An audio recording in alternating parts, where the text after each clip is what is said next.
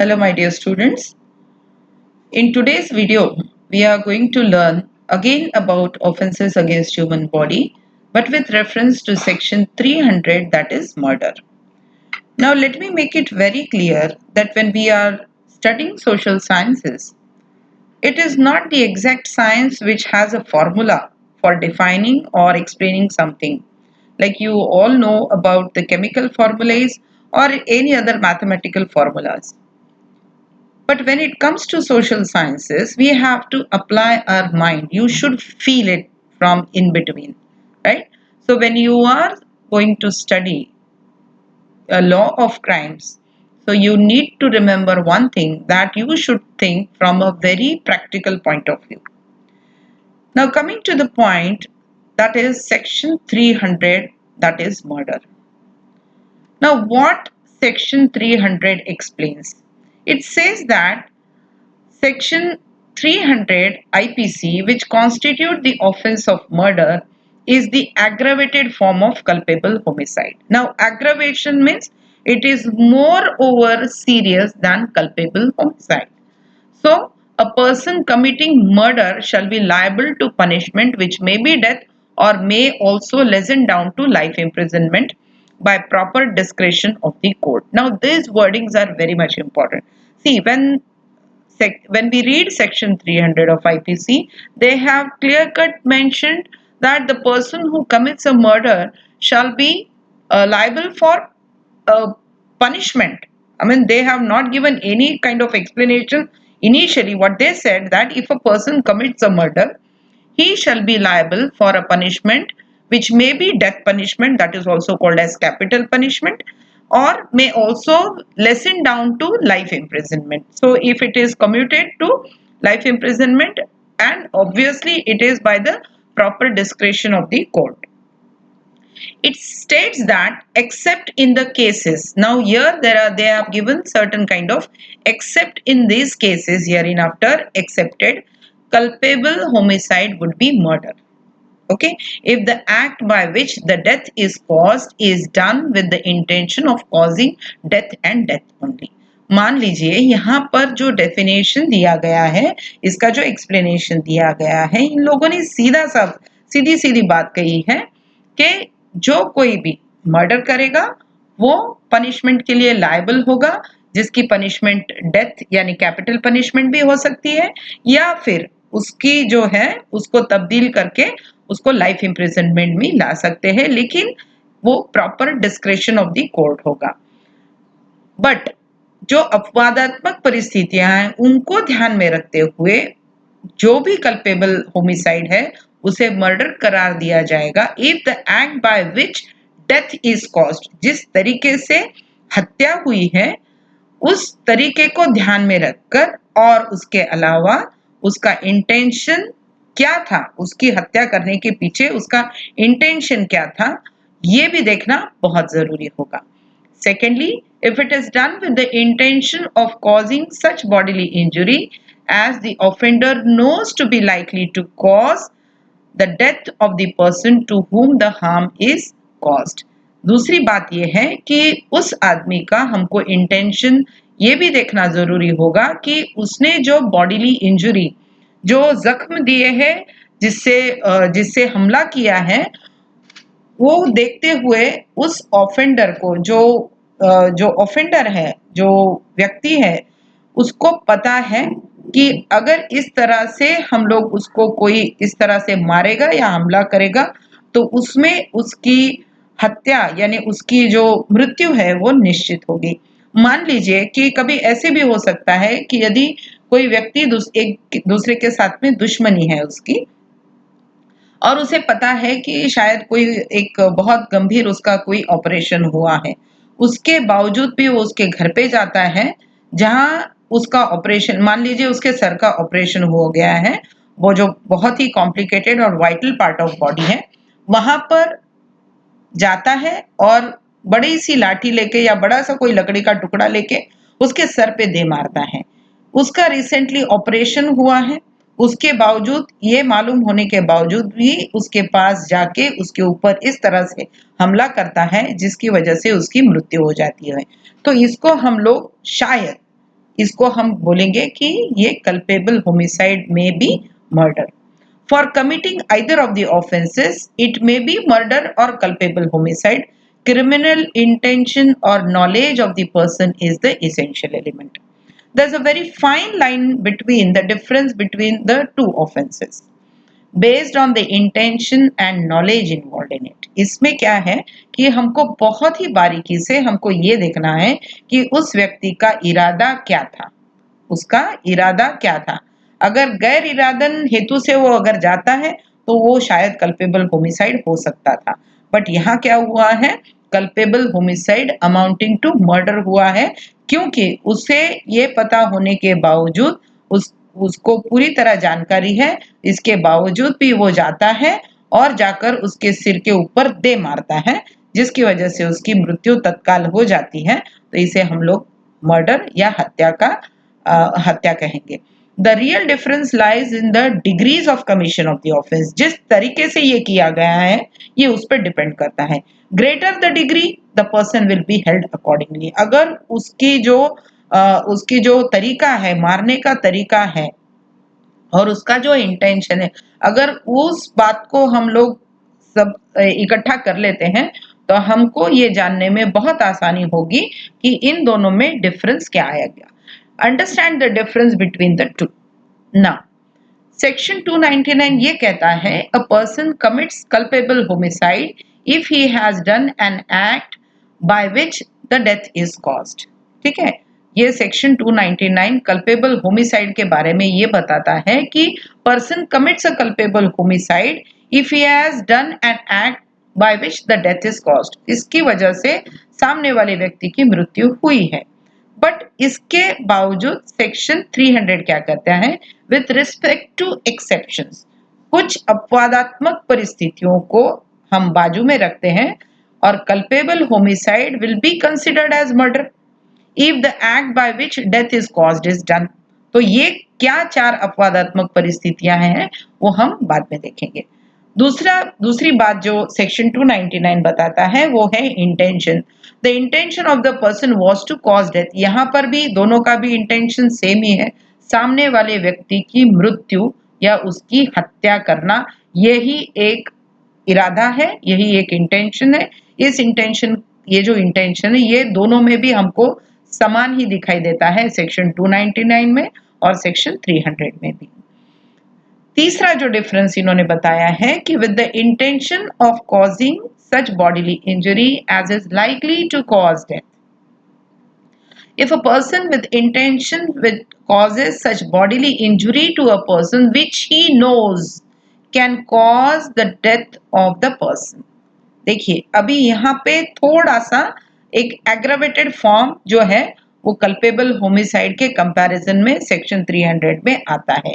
यहाँ इन्होंने ये बताया है कि with the intention of causing such bodily injury as is likely to cause death. Likely to cause death, देखिए ये लाइकली टू कॉज डेथ, इसी में थोड़ा सा डिफरेंस आ गया.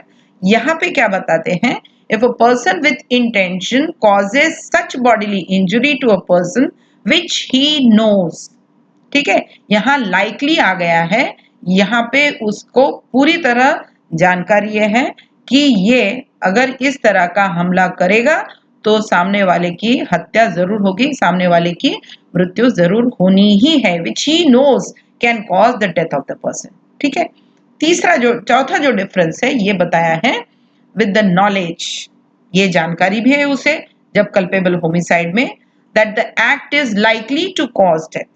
ठीक है, यहाँ पे लाइकली का जो इस्तेमाल हुआ है ये काफी बार हुआ है, क्योंकि सेक्शन 299 में कल्पेबल होमिसाइड ये यहीं तक सीमित है, क्योंकि यहाँ पे थोड़ा सा लाइकली टू बी ये जो शब्द आया है तो ये थोड़ा सा इसका एग्रेवेशन कम हो जाता है. लेकिन सेक्शन 300 ये बताता है with the intention of causing injury to any person and the bodily injury intended to be inflicted is sufficient in the ordinary course of nature to cause death. एक तो पहले intention of causing bodily injury, उसका इरादा उसको इस तरह इस तरह का हमला करना है या इस तरह के जख्म देना है कि जिसकी वजह से उसको इतना भी काफी हो जाएगा कि एक आदमी की मौत भी हो सकती है in the ordinary course of nature to cause death. ठीक है, इसके बावजूद इंटेंशन तो है ही, लेकिन नॉलेज भी है, जानकारी भी है, with the knowledge that the act committed was so dangerous that it must in all probability cause death or such bodily injury which can cause death। तो ये चार पॉइंट्स जो है इनको डिफरेंशिएट करते हैं सेक्शन 299 और 300 को। जो लास्ट का जो इन्होंने एक्सप्लेनेशन दिया है, with the knowledge that the act committed was so dangerous, इतनी भयावह परिस्थिति थी जिसमें यह हत्या हुई है या इस तरह का हमला हुआ है कि जिसमें सामने वाले व्यक्ति की जान तो 100% जानी ही है, in all probability cause death और such bodily injury which can cause death. अब ये कौन से एक्ट है या कोई इंटेंशन है और नॉलेज है, हमको ये तीन चीजें हमेशा हमेशा के लिए ध्यान में रखनी है, क्योंकि जब कभी भी हम लोग डिफरेंशिएट करेंगे कल्पेबल होमिसाइड और मर्डर के बीच में, तो हमको एक्ट, इंटेंशन और नॉलेज, इन तीनों बातों पर काफी हमको ध्यान देना है।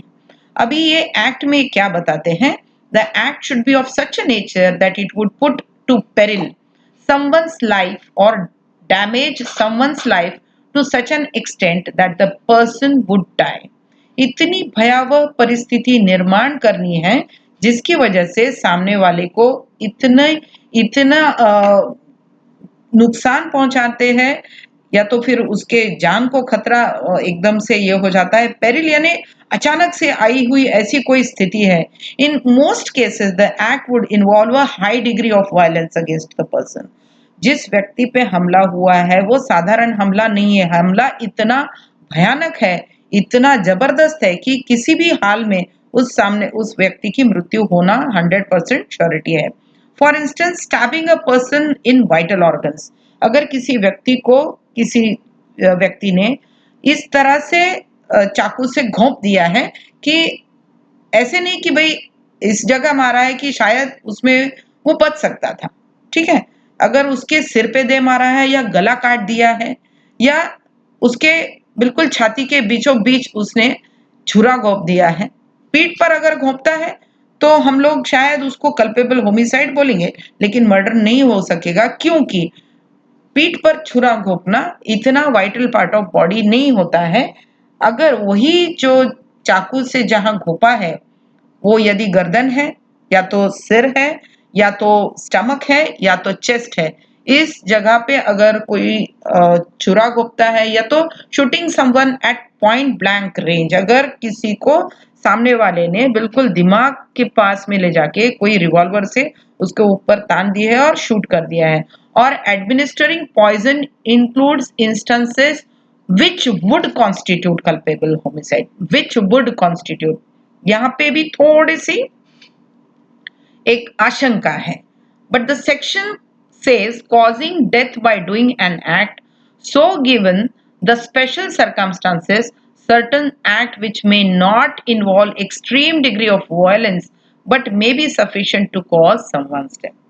For example, starving someone may not require violence in the normal usage of the term but may cause person's death। अगर किसी व्यक्ति को अगर किसी जगह पे अगर बांध कर रखा हुआ और उसको बिल्कुल भी खाना पीना कुछ नहीं दिया और भूखे पेट ही वो दिन भर तड़पता रहा, कई दिनों तक तड़पता रहा और बाद में उसकी मृत्यु हो गई, तो इसको भी हम लोग मर्डर भी बोल सकते हैं।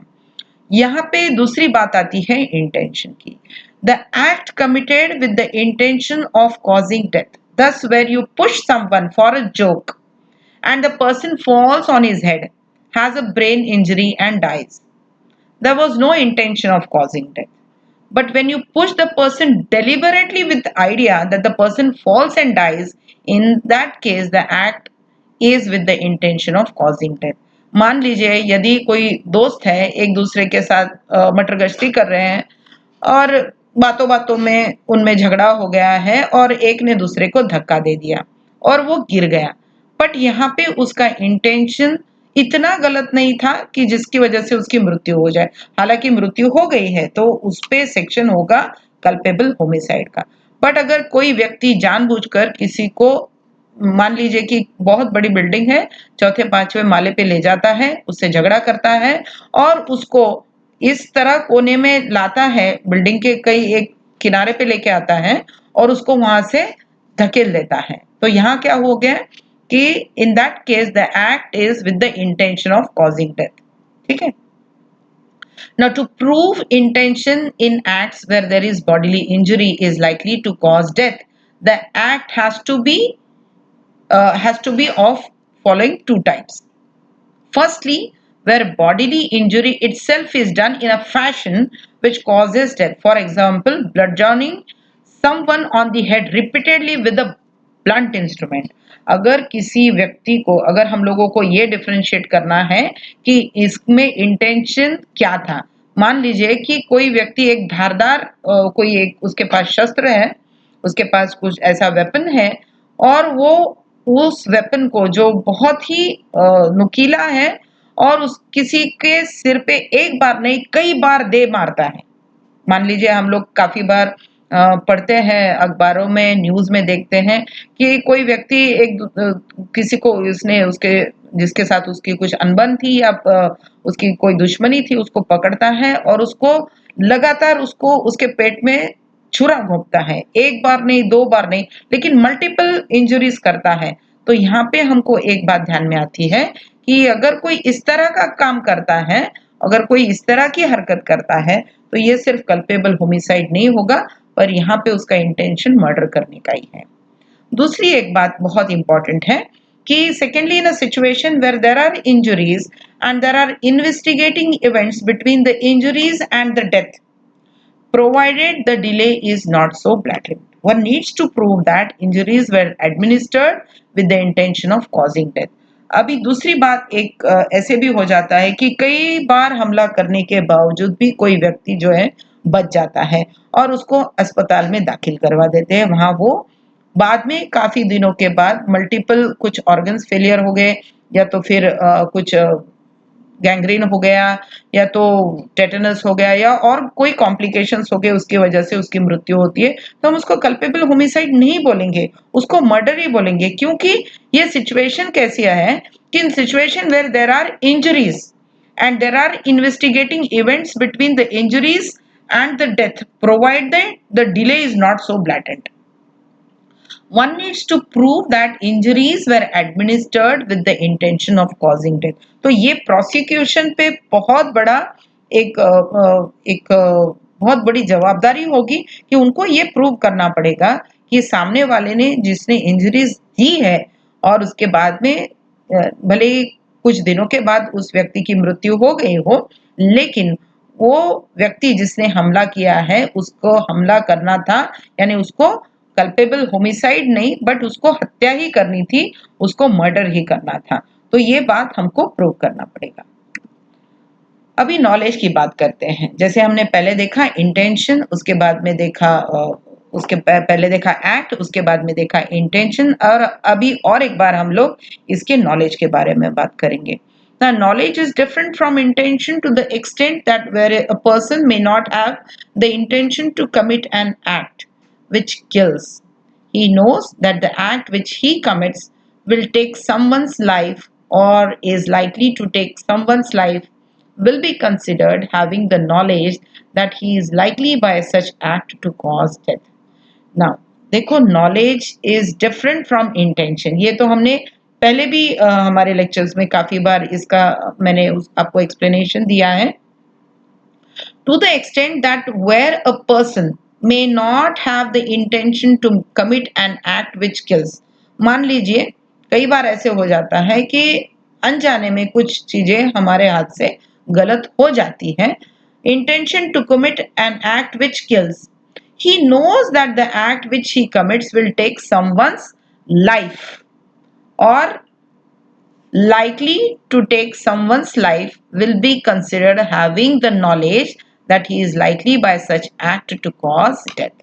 अगर हम लोगों का इरादा इंटेंशन तो नहीं था लेकिन हमने जो एक्ट किया है, हमने जो जिस तरह से हमने बर्ताव किया है, वो कुछ इस तरफ इशारा करता है कि हम लोगों को ये नॉलेज है, हमको ये जानकारी है कि ऐसा करने से सामने वाले व्यक्ति की मृत्यु हो सकती है, और इसके बावजूद अगर कोई ऐसा कुछ करता है तो ये तुम्हारा इशारा जाता है मर्डर की तरफ। इसमें एक एग्जाम्पल भी दिया है, a doctor uses an infected syringe. देखिए, a doctor uses an infected syringe knowingly on a patient, thereby infecting him with a terminal disease. ठीक है, the act by itself will not cause death, but the doctor has knowledge that his action will lead to someone's death. ठीक है ना। अगर कोई, ये तो एक उदाहरण हो गया कि अगर किसी डॉक्टर को पता है कि हमको हमेशा डिस्पोजेबल सिरिंजेस यूज करना है, क्योंकि अभी जैसे अभी हम लोग जिस दौर से गुजर रहे हैं, तो वहां पे एहतियात बरतना बहुत जरूरी है।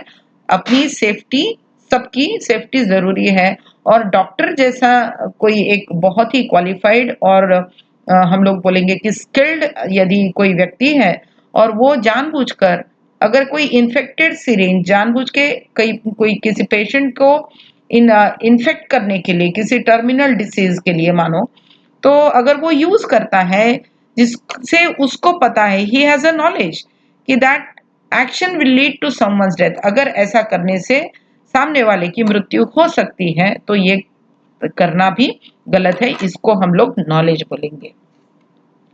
Now, section 300 of the code mentions 5 exceptions where culpable homicide does not amount to murder. जैसे पहले section 300 जैसे शुरुआत में हमने बोला था कि कुछ exceptions में भले ही कल्पेबल होमिसाइड होगा, मानते हैं कि कल्पेबल होमिसाइड है, लेकिन ये मर्डर नहीं हो सकता।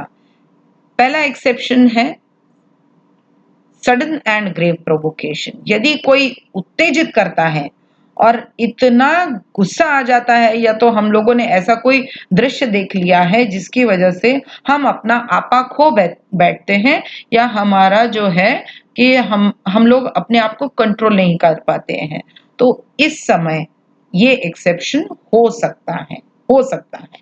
Now first exception, sometimes a person may commit an act which leads to death of another person due to grave and sudden provocation.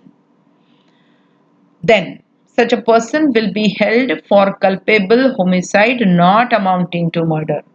In such a case, the person loses his self-control for a moment and commits such an act. यहाँ पे सामने वाले ने कुछ इस तरह की बात कह दी है, या तो हम लोगों ने सामने वाला कुछ ऐसा कुछ कर रहा है जिसकी वजह से हम अपना आपा खो बैठे हैं, हमारा मानसिक संतुलन एकदम से बिगड़ गया है।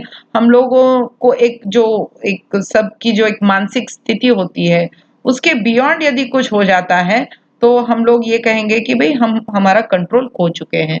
तो इस वजह से अगर कोई व्यक्ति सामने वाले को मारता है, तो और भले ही उसकी उसमें मृत्यु भी हो जाती है, तो उसको culpable homicide not amounting to murder, ठीक है, वो मर्डर नहीं होगा, वो कल्पेबल होमिसाइड होगा, but it will not amount to murder. इसमें एक्सेप्शंस क्या है? There must be provocation. यहाँ प्रोवोकेशन बहुत जरूरी है। प्रोवोकेशन खुद होके नहीं होगा, प्रोवोकेशन कुछ इस तरह की चीजें देखने से, या किसी ने बहुत ज्यादा उसको प्रोवोक किया है, उत्साहित किया है, या इस तरह की कुछ हरकतें की है जिसकी वजह से वो अपने आप को कंट्रोल नहीं कर पाता है। The provocation must be grave and sudden. देखिए, यहाँ पे प्री मेडिटेटेड कुछ नहीं चलेगा। अगर प्री मेडिटेटेड होगा तो उसको हम लोग मर्डर बोलेंगे, लेकिन यहाँ पे अचानक से ऐसे कुछ स्थिति या उत्तेजन हो गया है जिसकी वजह से वो बहुत ही भयानक चीज जो है वो सामने आ गई, या कुछ पता चला है, या तो सामने वाले ने दूसरे को बहुत गाली गलौज की है, या इस तरह की कोई हरकत की है जो डिफाइन नहीं कर पाते हैं, या तो उसका आपा खो गया है, उसकी वजह से उसने उसको मार दिया है। By reason of such grave and sudden provocation, the offender must have been deprived power of self control.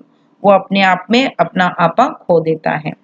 The death of the person who gave provocation or of any other person by mistake or accident must have been caused. ये तो रहा grave and sudden provocation.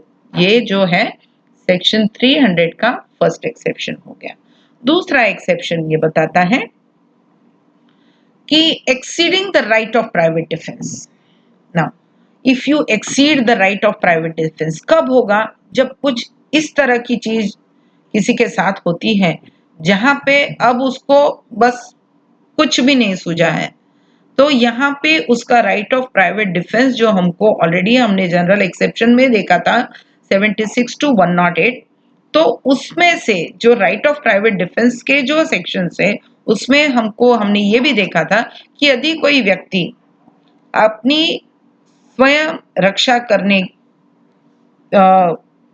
के समय अगर उसको खुद का बचाव करने में यदि सामने वाले की वो जान भी ले लेता है तो ये मर्डर नहीं होगा, ये होगा culpable homicide not amounting to murder.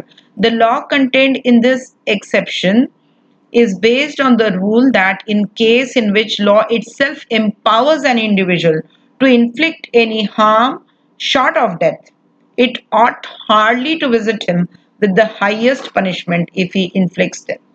Now, what are the essentials of this exceptions? An act must be done in exercise of right of private defense of person or property.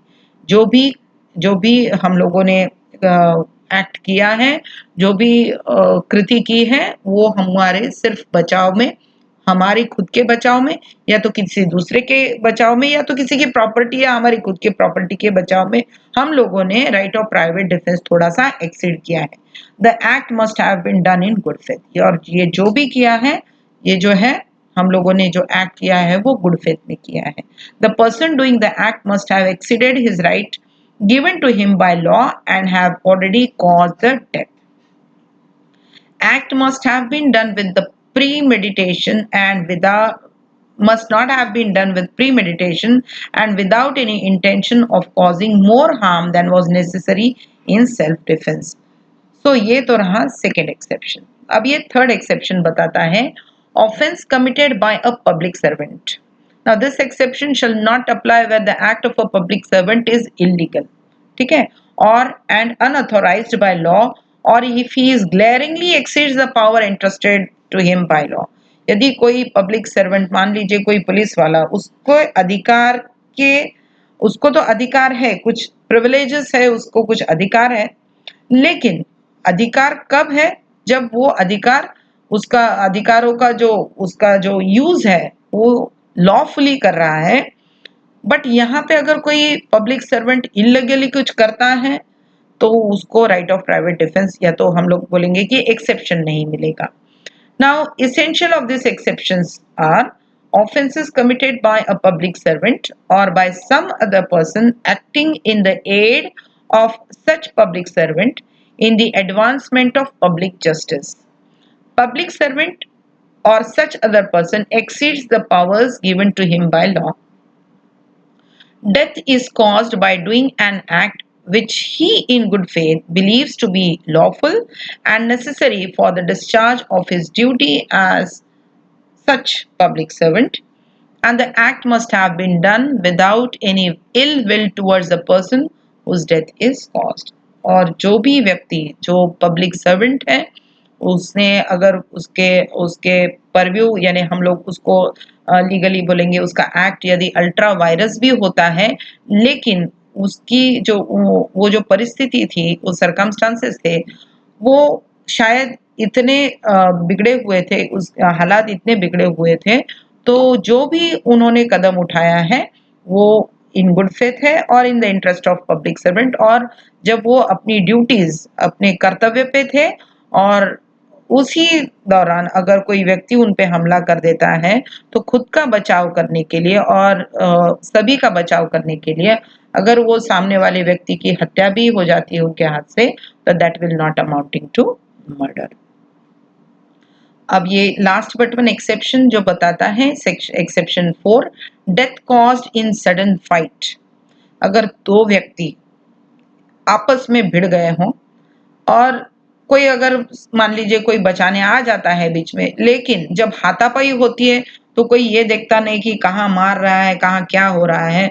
कभी सिर पे मार रहे हैं, कहीं पेट में मार रहे हैं, कभी पैरों पे मार रहे हैं, कभी पीठ पे मार रहे हैं। लेकिन अगर मान लीजिए कोई व्यक्ति अगर हाथापाई कर रहे हैं, ऐसी कुछ घटना हो रही है और कोई अचानक से कोई बीच में आ जाता है, दोनों का झगड़ा छुड़ाने के लिए, उनको अलग अलग करने के लिए, और मान लीजिए कि जब वो बहुत ही ग्रेव और सडन फाइट हो रही है और उसी बीच वो व्यक्ति आके बचाने के, यानी दोनों को अलग अलग करने की कोशिश करता है, लेकिन एक घूंसा उसके सिर पे लग जाता है जिसकी वजह से उसकी तत्काल मृत्यु हो जाती है।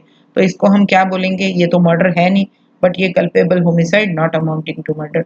तो ये एक एक्सेप्शन दिया गया है, death caused in sudden fight. By fight here we mean something more than a verbal quarrel. ठीक है, खाली शब्दों से या गाली गलौज करने से नहीं, उससे कुछ ज्यादा। A fight is a combat between two और मोर पर्सन्स, वेदर और विद वेदर विथ और without weapon. Fight per se is not palliating circumstances. It must be sudden nor prearranged. Therefore, the time gap between the quarrel and fight is very important. यहाँ exception जब हम लोग लेते हैं तो ये बात का हमको बहुत ध्यान रखना पड़ेगा कि ये जो टाइम गैप है क्वारल और फाइट के बीच का, क्योंकि अगर यदि कोई व्यक्ति जिसकी ऑलरेडी किसी के साथ दुश्मनी है और वो चार दो लोगों को जाके इकट्ठा करके उसको मारने के लिए उसके घर पे जाता है, तो ये प्री मेडिटेटेड फाइट हो गया है। यहाँ पे क्या होगा कि हम लोग उसको culpable homicide not amounting to murder तो नहीं बोलेंगे। बट अगर कोई व्यक्ति मान लीजिए कि बस बैठे हैं और चलते चलते ऐसे ही कुछ हो गया और दोनों में इतना झगड़ा हो गया कि दोनों हाथापाई पर आ गए। हाथापाई करते करते दोनों में इतनी घमासान शुरू हो गया कि कोई बीच में बीच बचाव के लिए आ गया, तो उसके ऊपर भी दो चार घूंसे पड़ गए, कुछ लाते पड़ गई, तो उसकी वजह से उस व्यक्ति की मृत्यु भी हो गई। तो यहाँ पे क्या हो गया कि इंटेंशन, नॉलेज, ये सब तो कुछ नहीं था, तो इसीलिए फिर हम लोगों को एक्सेप्शन लेना पड़ेगा, culpable homicide not amounting to murder. Essential of this exceptions are death must be caused in a sudden fight. ठीक है, sudden fight must be without any premeditation. It must occur in the heat of passion upon sudden quarrel. The offender must have not taken undue advantage or must have not acted in a cruel or unusual manner. It is immaterial as to which party offered the provocation or committed the first assault. The fight must be with the person killed.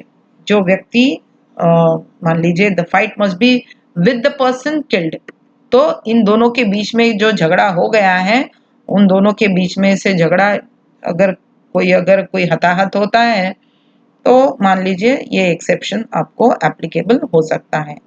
Now death cause of a person consenting to it, ये रहा fifth exception. Now, it is culpable homicide is not amounting to murder when the person whose death is caused, being above the age of 18 years, suffers death or takes the risk of death with his own consent. यदि कोई 18 साल के ऊपर का व्यक्ति जो है जिसने कंसेंट दी है और उसे पता है कि इसमें रिस्क फैक्टर है, लेकिन उसके बावजूद भी वो अगर खुद की सहमति देता है तो एक्सेप्शन तो आना ही है। जैसे हम लोग काफी बार एक एग्जाम्पल देते हैं कि जैसे कुछ ऐसे कुछ डेंजरस गेम्स होते हैं, जैसे WWF का फाइटिंग होगा, या तो कार रेसिंग होगा, या तो मोटरसाइकिल रेसिंग होगा, या इस तरह के कोई भी बेटिंग होगा जिसमें जान की जोखिम हो सकती है। तो यदि कोई व्यक्ति जो 18 साल के ऊपर जिसकी एज है और उसने सामने वाले को कंसेंट दी है और पता नहीं कुछ इस तरह जुडो कराटे या कुछ ऐसे कोई गेम है जिसकी वजह से एक मुक्का जो है उसके सिर पे लग गया है और उसकी तत्काल मृत्यु हो गई है, तो वो culpable homicide amounting to murder नहीं होगा, it will be culpable homicide not amounting to murder. What are the essentials of this exceptions? The death was caused with the consent of the deceased. जो व्यक्ति जो व्यक्ति हताहत हुआ है या जिसकी मृत्यु हुई है, उसकी खुद की उसकी कंसेंट थी। The deceased was then above 18 years of age, that such consent was free and voluntary and not given through fear or misconception of facts. सो ये सारी चीज़ें जब 5-6 एक्सेप्शन इसके अलावा अगर कोई भी ऐसा हमला या कुछ ऐसा होता है so that will be amounting to murder. The main point of difference between culpable homicide and murder are culpable homicide is wider than the term murder. Culpable homicide is therefore considered as the genus while as murder is regarded as a species. All murders are culpable homicide, but all culpable homicides are not regarded as murders. Murder is an aggravated form of culpable homicide. In murder, the offender has a definite knowledge that the act would result in the death, while as in culpable homicide, the knowledge is not so definite. And lastly, the probability of causing death is higher in murder than culpable homicide. So this is the exact definition of culpable homicide amounting to murder and not amounting to murder. Thank you very much for patience listening. Thank you.